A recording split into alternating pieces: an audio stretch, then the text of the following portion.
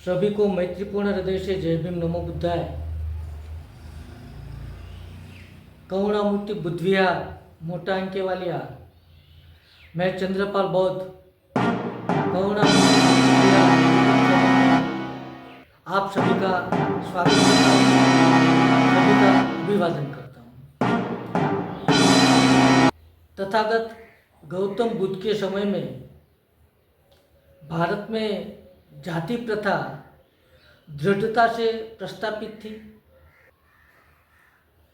इसी व्यवस्था के अनुसार समाज में व्यक्ति की स्थिति उनके जन्म के समय से ही निर्धारित हो जाती थी और जीवन में उसके भाग्य को बदलने का कोई भी उपाय नहीं था। उस समय समाज में 4 जातियां या वर्ण थे, जैसे कि ब्राह्मण, क्षत्रिय, वैश्य और शूद्र। बुद्ध ने जाति व्यवस्था पर निंदा की,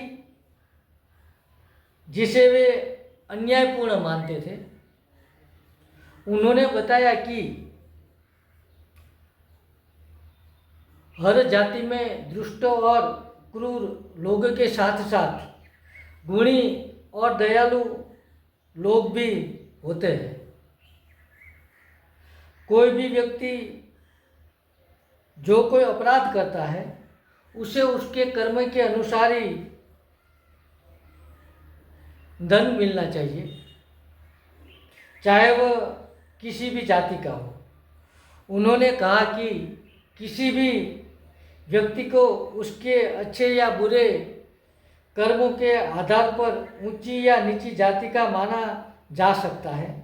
इसलिए बुद्ध के अनुसार किसी भी व्यक्ति की जाति का निर्धारण उसके जन्म के आधार पर नहीं, बल्कि उसके अच्छे और बुरे कर्मों के आधार पर होना चाहिए।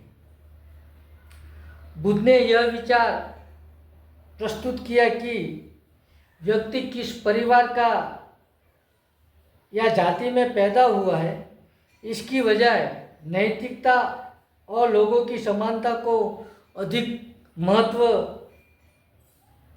दिया जाना चाहिए। यह मानव इतिहास में भेदभाव को और दास्ता को समाप्त करने का पहला प्रयास भी। बुद्ध ने कहा, न जच्चा वसलो होती, न जच्चा होती ब्राह्मणों, कमलो वस्तो होती, कमलो होती ब्राह्मणों। जन्म से कोई वर्ण नहीं होता, जन्म से कोई ब्राह्मण नहीं होता, केवल कर्म से वर्ण होता है, केवल कर्म से ब्राह्मण होता है।